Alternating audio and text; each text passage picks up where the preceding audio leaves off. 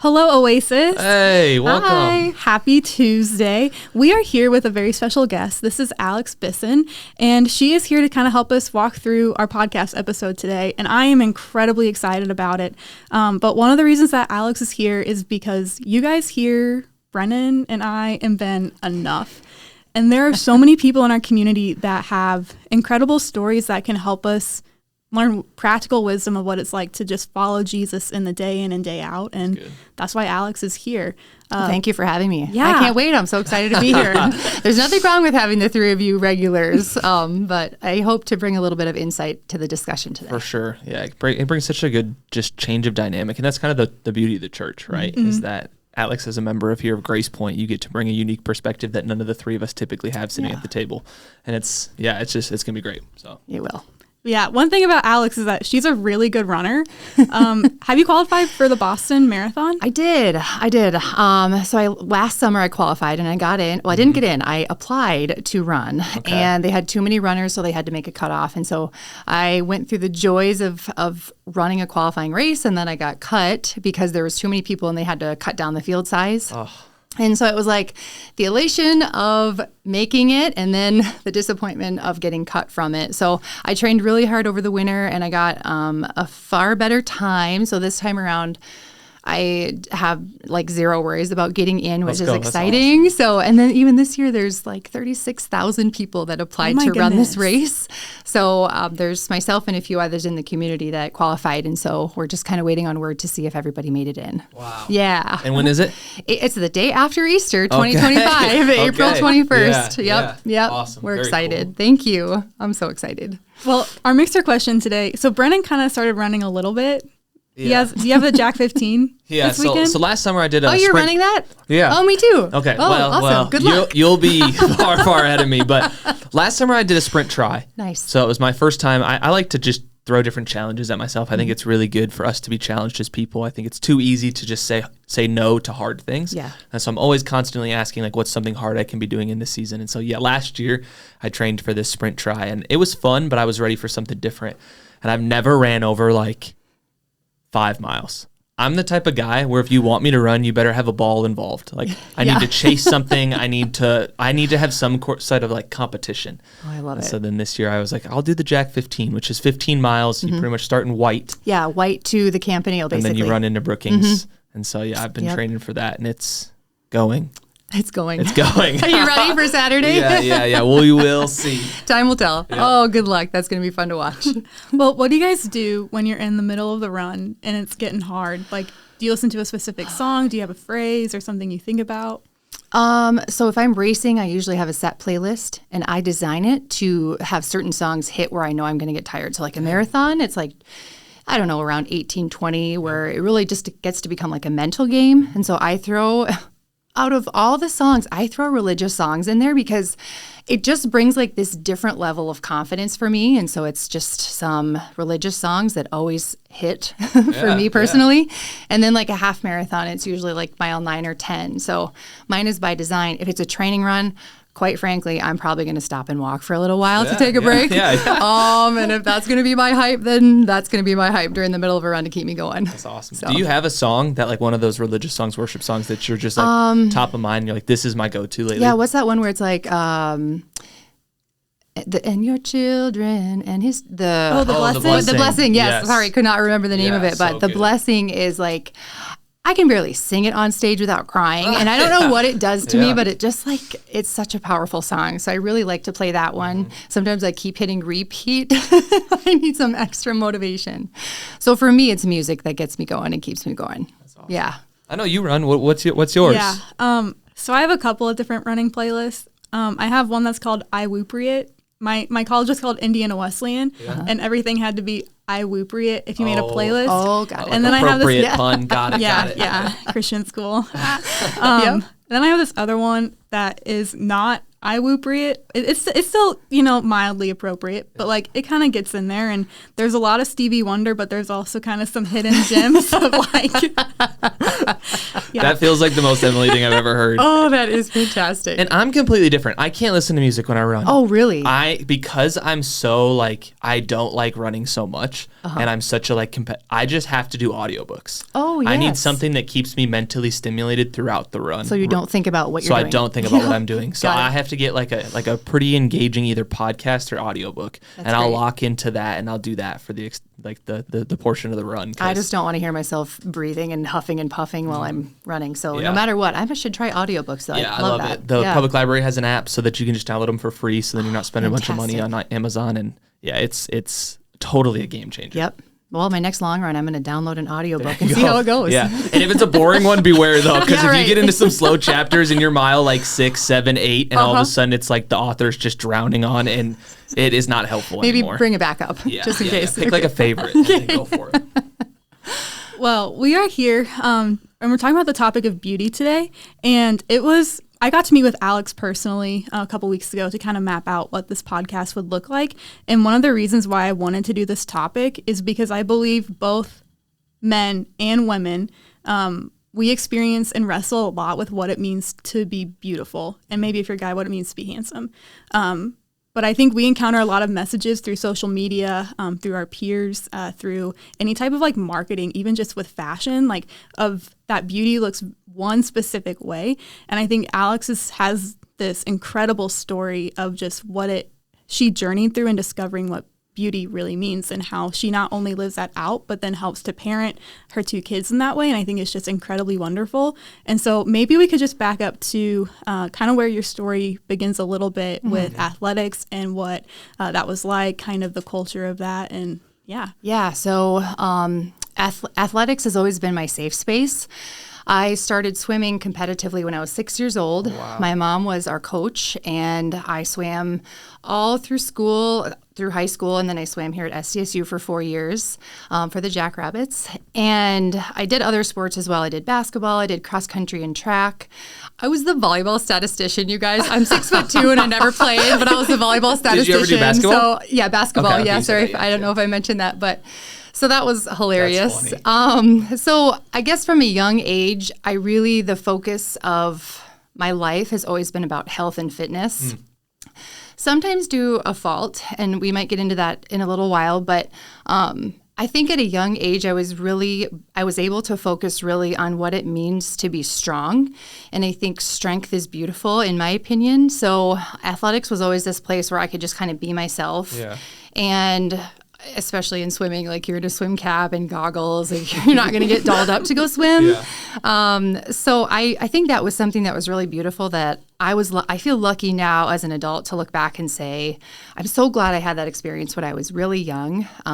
Because it helped me focus on what I think was the right things. Growing, especially like in my teenage years when I was super tall and awkward and gangly, I loved basketball and I loved to run. Yeah. And so like for me, while I struggled personally with certain things about my looks, I also was able to really own the athletic side of my personality and of myself to say like, actually, yeah, you can make fun of me for being really tall and awkward looking, but I'm going to go out and show you what I can do on the court and on the field, like with running and stuff. So that was I loved having that experience, and I still do with running now. Yeah. So something that I love, and I lean into athletics and health specifically. And then, so talking about coming to SDSU, my sophomore year, I signed up to do the Miss SDSU pageant. It was just on a whim. In high school, I did Miss Teen USA, so I was Miss South Dakota Teen USA my senior year. And then I competed in Palm Springs, California between my senior year of high school and my freshman year of college. And I kind of thought it was like a one and done. I was just a tomboy growing up. And so it was like this really weird thing for me to wear a dress. Yeah. My mom laughed so hard because she said when I did Miss South Dakota Teen USA, I came out and my hair was just in like a ponytail. All these girls were so dolled up, and here I am in like a ponytail. And so that was kind of an interesting experience. So I saw this poster in the rotunda for Miss SDSU, and I was like, okay, I want to try that. I want to do Miss SDSU. And my mom was like, are you really doing Miss SDSU? And I was like, yeah, I'm really going to do Miss SDSU. Just kind of thinking maybe I'll get some scholarship dollars out of the thing and move on. And so I love to sing. And so that was my talent. And won Miss SDSU, went on to win Miss South Dakota that year. And then I went to Miss America. So I'm going to jump to the next phase of my life before coming back and talking about that experience. And then the next phase of my life after that, after I graduated, I went to school for journalism. And so I got into the TV news business right after graduation. My now husband, John, and I moved to Omaha. He went to dental school at Creighton, and I got a job at KETV in Omaha. And so I worked there for 5 years while we lived there. And so that too, kind of like pageantry, part of it is based on your looks. And so shortly after getting my my job there, I started as a reporter. And then I was a weekday traffic reporter, Monday through Friday. And then after that, I was bumped up to the morning news anchor. Yeah. So Monday through Friday, our newscast ran from 4:30 to 7. And what happened is we would have consultants come in and talk about our look. And as a journalist, as a reporter, especially as a TV news anchor, a morning anchor, your look is a big part of that. So I think with pageantry and with being a TV news anchor, I constantly had this like push and pull of beauty because like my inner child so badly just wanted to be that 6-year-old girl in a swimsuit, hopping into the pool, not caring for a second about what I looked like. But then I had these experiences in my life through pageantry and through being a reporter that told me I had to look a certain way to be accepted. In fact, when I was not so much as Miss South Dakota, because that was kind of before social media really hit. Yeah. But especially as my time as a journalist, you would get emails all the time from viewers saying, wow, you look really tired today. Are you okay? Or, oh my gosh, that color looks terrible on you. And so it just became, instead of it being about the stories that you're writing and producing or the people that you're interviewing, it became, part of it at least, about what you look like. And so again, it was just this push and pull, this inner struggle that I was having about looks and about beauty. And what does that mean? And it's such an important part of the conversation that we're having today because I have learned so much from it. And I don't know if you want to dive into that right now or let's go for it. Go a different direction. But I think in going through all of these experiences that I've had through pageantry and through being a TV news anchor. So I worked as a news anchor, a morning news anchor for about 3.5 years. And then John and I started our family and we had our son Jackson. And I came back and just kind of decided I wanted to be closer to home. So we moved to Mitchell. So after that, I had it since 2016, so the summer of 2016, I haven't been involved in journalism. So I've been out of it for a little while now. But hindsight's always 20/20, I think, or at least close to it. But I really think that now being a mom to our son Jackson and our daughter Avery, especially our daughter Avery, I'm so thankful that I've had the experiences that I've had to kind of teach them about beauty and just about the struggles that I have faced. Yeah. As a kid, people thought I was a boy. For whatever reason, my mom would cut my hair super short. I don't know if it was because I was a swimmer and it was just unhealthy to keep it long or whatever it was. Like I had short hair and we would go to a restaurant to eat, and then sometimes they would say, and what about you, sir? Like, what do you want to eat? And I was like, I'm a girl. And, like, it didn't bother me so much right away, but I think I've actually, and I love talking about this because I also think this is an important part of the conversation. I worked with a therapist for, like, over a year recently, and we kind of boiled down part of kind of the things that I have dealt with in my life, just personal struggles, inner struggles, to some of that, to some of looks and to beauty, and to those things that I faced as a child and that constant inner struggle that I've had since those moments from that and really being comfortable in my own skin and how I do that. And so for a long time in my life, I think I was so focused on my looks that I forgot about everything else. But then I think about going to work, as a journalist at least, putting on the makeup and doing my job and coming home. And the first thing that I would do every single day after I came home is wash all of this makeup off because it just felt like this mask that I was wearing. And I know it's TV and you want to look good and people are looking at your face. So there's that aspect to it. But at the end of the day, it's like, your beauty is going to fade no matter what you do to your skin and your hair and your body. The beautiful thing about us is that we age. And I think if you can see the beauty in that, and even now I'm 36, almost 37 here in November, I can tell I'm getting older. Like there's just things about growing up and aging that are prevalent. And I think if you can embrace that and know, like we spoke about, how God created you in his image, and you're going to look different at 6, 16, 36, and 96. And every phase of that is so beautiful. And so now having a daughter, and a son too, but especially having a daughter, knowing she's going to go through some of those same struggles that I went through, I am, again, just really thankful that I can see those experiences in my life for what they are and what they taught me, what they allowed me to experience, and now share that knowledge with all of you listeners and with my daughter and those that I maybe have influence over in another way. So awesome. And it is so true that the tests we walk through become a testimony, right? Exactly. The things that have shaped you, then hopefully you can help shape others with them. And so that's awesome. One of the questions I have is kind of within your overarching story. Not everyone is a D1 athlete. Not everyone goes into pageants. Not everyone does TV reporting, but I think the common struggle that you felt within some of those is really relatable to people. And one of the things that I would love, you mentioned social media real quick. Yes. And social media plays a huge role now in the way that we cultivate our own sense of looks, but also in what we expect of ourselves and all that. Do you think what you've experienced through pageantry and like TV reporting is just more manifest in the everyday individual because of some of that? Like some of the social media use? Or is 100% yes. Okay, yeah. Yes. I think so. Growing up, I feel, and don't take this the wrong way, I feel so incredibly lucky that I did not have to grow up with social media. Yeah. I mean, I tell you what, there are, and now the struggle is, as parents like myself, if you're in my age range and you have children, my children are 6 and 8, almost 7 and 9. And so now, especially for our oldest, he's almost 9 years old. The big question is, okay, when do you get your kid a smartphone? When are they allowed to be on social media? And it's an important conversation, I think, that needs to be had, because I think the individuals, this is the first generation that has grown up with social media. I don't know the statistics of when Facebook started, but I think it was around like 04, 05 time frame. 07's the blow up. That's when it went like huge. Yeah. So that would have been my freshman year of college. I graduated high school of 06. And so I think that's kind of when I got Facebook. Now kids are getting it at younger and younger ages. There's an incredible book. It's called The Anxious Generation. It's, for me personally as a parent, it's hard for me to pick up and read it. Because I see and I read about the struggles that young adults now face because of social media.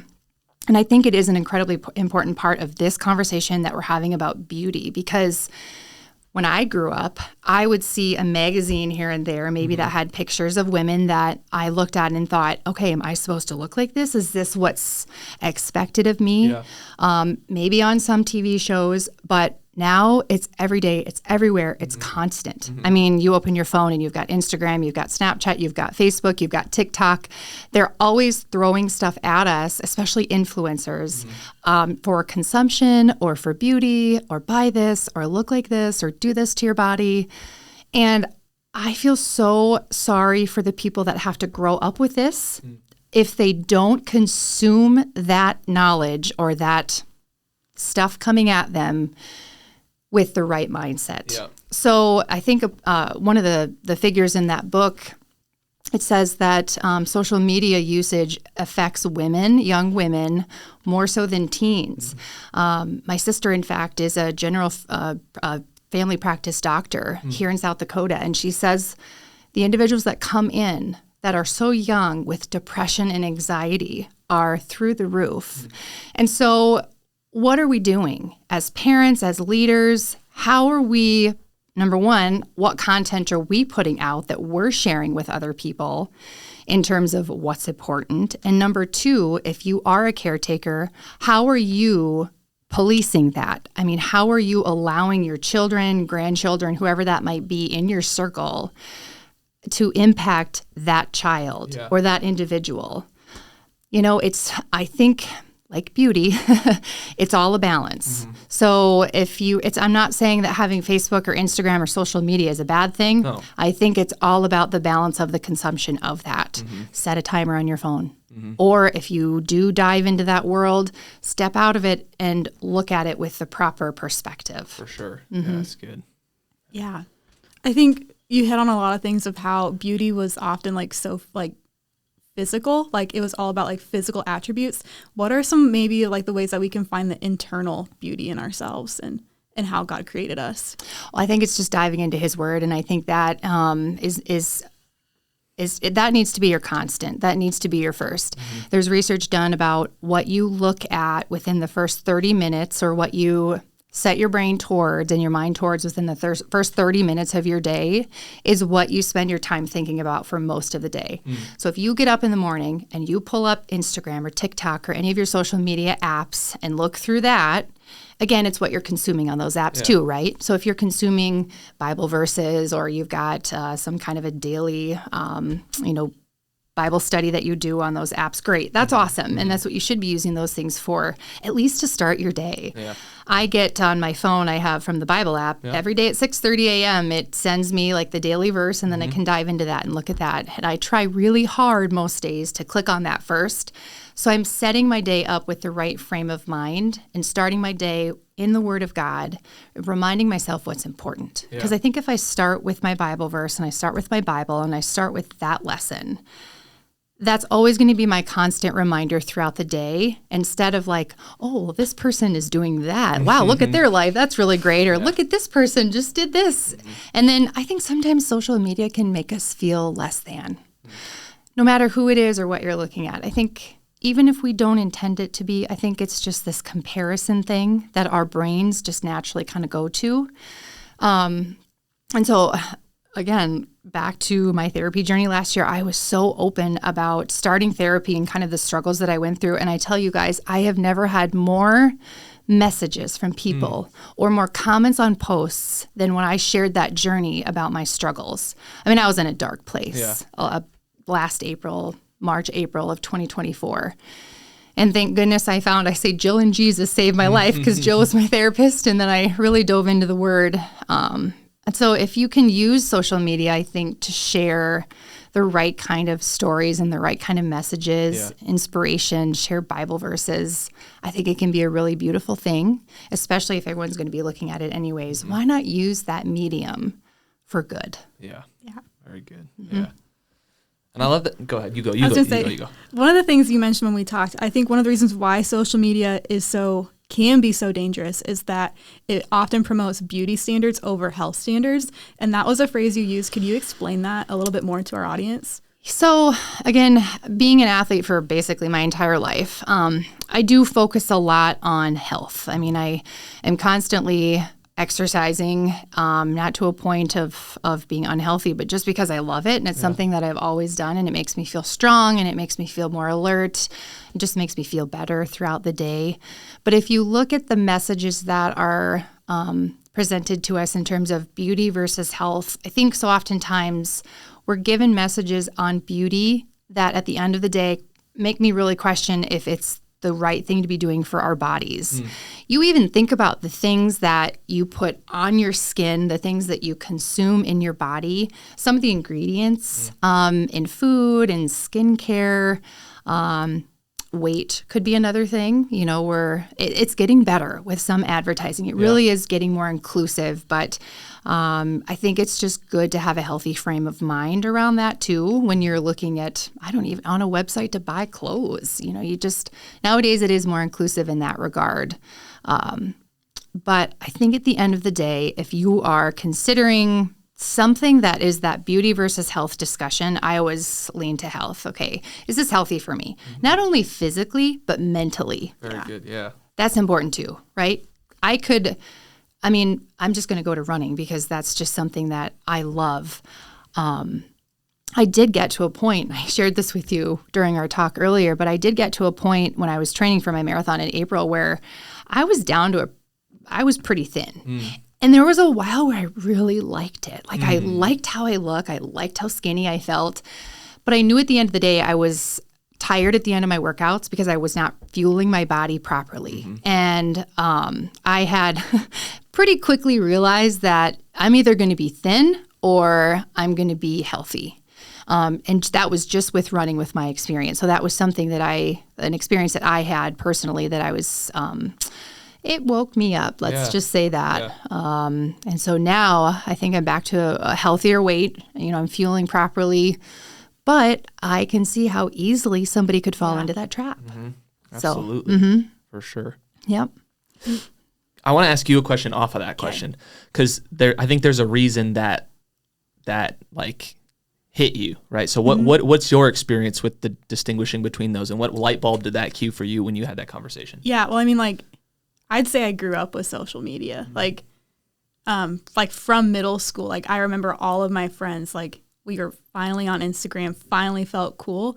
And the way the algorithm is set up is that what you look at is what they try and get you to look at more, because they want you to keep spending your time on there.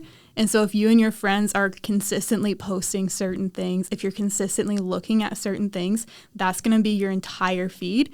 And like, part of my story is that I had friends that made really, really bad decisions off of that. Friends who didn't feel like they were worthy, who didn't feel like they were beautiful, and just made a lot of choices off of that. Even just growing up, it's interesting to hear how athletics is a safe space for you. And I love that, because for a lot of my journey, athletics wasn't. I had coaches that often gave not so great fueling advice because they prioritize what looked right. And so, like, you go to soccer practice and they tell you like what to eat and what to not eat, because they wanted you to look like a certain soccer player rather than being someone who is strong and healthy and capable of running. And so I think, like, for our listeners, one of the reasons why I asked that question is because beauty, I don't really think beauty doesn't look one way. Like, the way that God designed us, the way he created us, even the way like our bodies are made, there are so many different shapes and sizes, and that doesn't mean you're not beautiful. Like, there's actually beauty in the fact that not everybody looks like me. Not everybody looks like you, Brennan. Not everybody looks like you, Alex. And like, that is the beauty of who God is, because he designed like multitudes of human beings. And absolutely. My dad always used to say, well, he still does. He said, normal people are boring. And I love that, because it's like, and normal, maybe in this sense of the conversation we're having today, is like, can you imagine how boring it would be if we all drove the same car, if we all wore the same clothes, if we all looked exactly alike? How boring would our world be? I mean, like, I think variety is the spice of life, right? So I think there's so much beauty in our differences. And we, like you said, we were created in his image.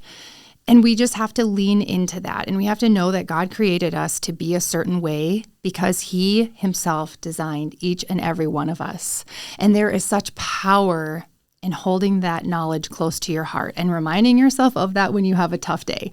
I mean, there are days where at the end of the day, I look at myself in the mirror and I go, oh, wow, we made it through that day, didn't we? Like, you know, physically and mentally, some days you just make it through. But it's always a rinse and repeat, and you always have tomorrow to try again. But I think the important thing with beauty to remember too, and health, is that we make so many decisions during our day that can tip the scale either way. It can tip the scale maybe towards an unhealthy way of living and a healthy way of living. And we have that choice every time we put something into our mouth to eat, or anytime we pull up something on our phone and consume whatever it is, if it's news, if it's social media. Every time we open our Bible is a great way to pour into the right cup. So if you're having a tough day, beauty related or not, physical, mental, whatever it might be, turn your phone off, turn your TV off, and open your Bible. Because I think that is just the best thing that you're going to be able to do. Put on a podcast that is religious related. Turn on the Oasis podcast, go for a walk, get some sunshine. So good. There's always ways to turn it around. And there's always help too. I mean, if you're dealing with something that is skin deep or deeper, there's always people out there to help, whether it's church staff, a friend, a therapist. There's so many resources at our disposal if we're struggling with something beauty related or health related. Yep. One of the things that I think plays into this conversation really well is ultimately there is a source from which all of like the negative side of this comes from. And really it's pride. Like when it comes down to it, like there is a sense of pride that when you start in Genesis and you look through the scriptures, you can probably make an easy argument that pride is the chief of all sins. Yes, like it's just everything, your selfishness, your lust, your ego, your envy, it all stems from this source of pride, which says, I am that which is most important in the world. Like you can see it in Adam, you can see it in Eve, you can see it through the narrative. But people often forget. So like when we think about beauty, there's this sense of pride. But then on the other side of pride is insecurity. And they're the same coin. Like pride is this sense of I'm so consumed of myself and my high view of myself. in insecurities, I'm so consumed with this low view of myself, and they're both the same thing. And I think that plays really well into this beauty conversation of some people are out there thinking, okay, I have to curb my pride. But what do we say to the people who your struggle is not necessarily pride in this overinflated view of your self-esteem, but this sense of insecurity in your low sense of self-esteem? How does that play into the beauty conversation?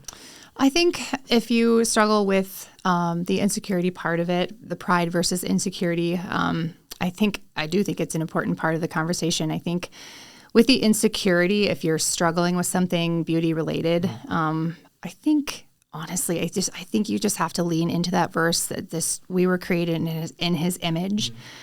And just lean into that. There was another one that I looked up that I thought was so powerful. It's talking about outward versus inward beauty too. From 1 Peter 3, verse 3-4, your beauty should not come from outward adornment. Rather, it should be that of your inner self, the unfading beauty of a gentle and quiet spirit, which is of great worth in God's sight.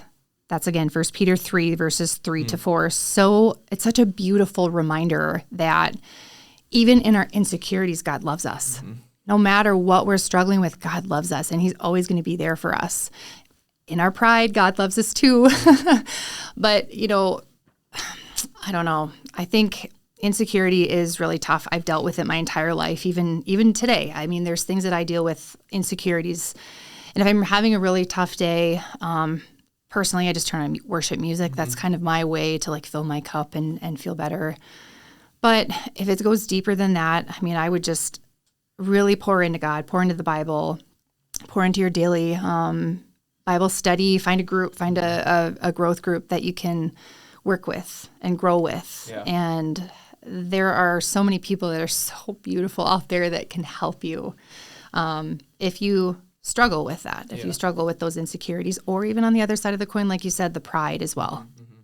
And one of the things that I saw you had written down was a verse from Song of Solomon. And this is a book that often gets this kind of weird rap. And if you read through it, it is very different than the rest of your biblical books. But it is one that I think really speaks beautifully into this conversation. Yeah.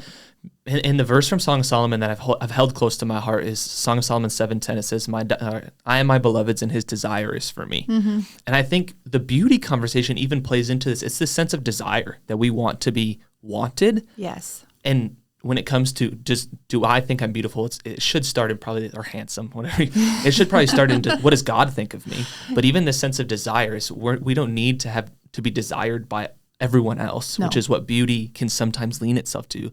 But if we understand God desires us, he longs to be with us, and you look at how God describes his pursuit of his bride throughout Song of Solomon, right? There's a real beauty in the way that God sees his bride, the church, his people. And it's just the imagery and the way he describes just the love he has, and it is beautiful. It is so beautiful. You hit on something important there too, outward versus inward beauty. I mean, I personally have known people that are so incredibly beautiful on the outside, and I got to know them, and then the inside of them is just not that reflective of that outer beauty. Let's just say it that way. And again, there's other people who they're the most beautiful people. They have the most beautiful heart. And I think that far and away is far more important, the beauty of your heart versus the outward beauty, what you are presenting to the world in that regard. And outward beauty, too, is all about motive. You talked about desire, right? So I think what we look like, I'm not saying you should get out of the shower and throw your sweatpants on and head out the door. If that's how you feel great, do that. Yeah. But I don't think it should be frowned upon if you want to wear some makeup or have nice clothes. I don't think that should be seen as trying too hard or trying to be desired. I mean, I think if there's it's a balance, right? So if you feel like wearing makeup, go for it. But if your intention and your motive of what you look like is to be desired by the flesh of others, I think that's a dangerous game to play. For sure. Yeah. Well, as we kind of wrap up here, what would be some final encouragement just to our audience as we move forward from this? Oh, I want all of our listeners to know that again, I'm 36, so I have walked through some seasons of my life where I have really learned a lot about what it means to be beautiful. And I think far and away, the message that I walk away from about beauty is focus inward, not outward, and lean into that verse that says you were created in his image, and just remind yourself of that every day. If it's a reminder you put on your phone every single morning to see that first thing, if it's a sticky note you put on your mirror, find your favorite Bible verse, whatever it is about beauty, and dive into that and just remind yourself that God created each and every one of us to be a certain way in his image. Yeah. And that just has to be the message of beauty as you move forward. Yeah, and there's purpose in each of us as we're created in his image. Exactly. Yeah. What would you say? I want to hear your thoughts. I'd probably say the same thing. I feel like a common theme we've mentioned is just like abiding in the one who created you. Mm-hmm. Like the creator's going to speak truth over you, and he's going to speak beauty over you because the creator doesn't make mistakes. He doesn't create things that are ugly. Right. Like you've never looked at a sunset and said that was ugly. Mm-hmm. But like you may look at yourself and think that, but how much more time and attention did God spend making you than a sunset? Like, that's good. So yeah, just spending time with the creator who created you. Mm-hmm. Super good. I love that. All right. Well, thank you, Alex. Thanks it was for so having fun me. to be here. This was great. But yeah, we will catch you guys next week. See ya. Bye.